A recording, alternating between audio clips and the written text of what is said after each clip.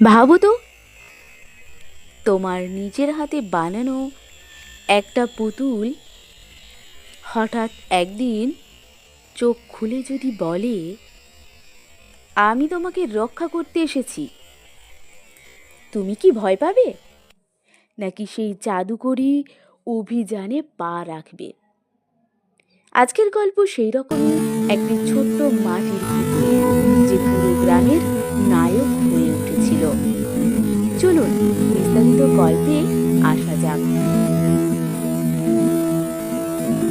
রূপনগর নামে একটি শান্ত গ্রামে থাকতো লেখা। সে মাটি দিয়ে পুতুল বানাতে ভালোবাসতো। একদিন বিকেলে হঠাৎ আকাশ অদ্ভুত সোনালি আলোতে ভরে গেল। তারপর নামলো রূপার মতো ঝলমলে বৃষ্টি। গ্রামের প্রবীণরা ভয়ে বলল, এ বৃষ্টি অশুভ সংকেত।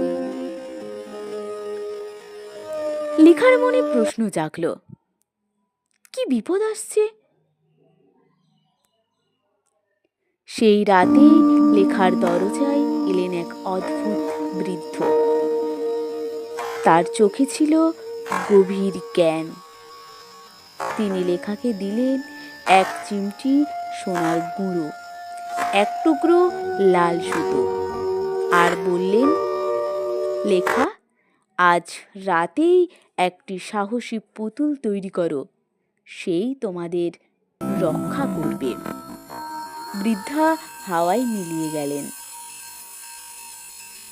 চাঁদের আলোয় লেখা মাটির পুতুল বানাতে শুরু করলো।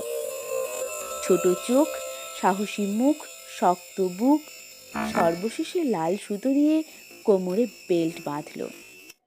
সোনার গুঁড়ো ছড়াতেই পুতুলটির চোখ খুলে গেল। সে বলল, আমি দিবু, তোমাকে রক্ষা করতেই আমার জন্ম হয়েছে। লেখা বিস্মিত হলেও তার মনে সাহস জন্মালো।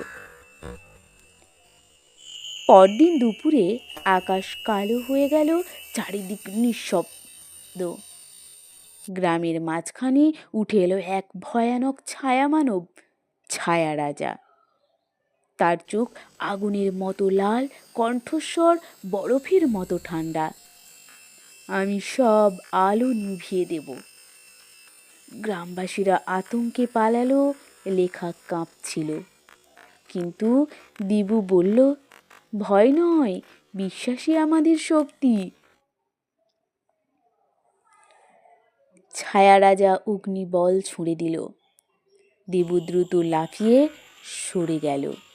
তার কোমরের লাল সুতো আগুনের মতো আলো ছড়াতে শুরু করলো। দিবু হাতে রেখে বলল, মাটি, আমাকে শক্তি দাও। মাটির ভেতর থেকে আলো উঠে এসে তাকে আরো শক্তিশালী করল। লড়াই জমে উঠল। ছায়া রাজার অগ্নি, দিবুর আলোর ঢেউ, সুতোর ঝলমলে আগুন, মাটির কম্পন। শেষ মুহূর্তে দিবু তার লাল সুতো মাটির গভীরে পুঁতে দিল। সেই সুতো দিয়ে উঠল আলো বিস্ফোরণ। ছায়া রাজা চিৎকার করে গেল, বলে অন্ধকারে চলে গেল। গ্রামে আলো ফিরে এলো, মানুষ বাঁচল।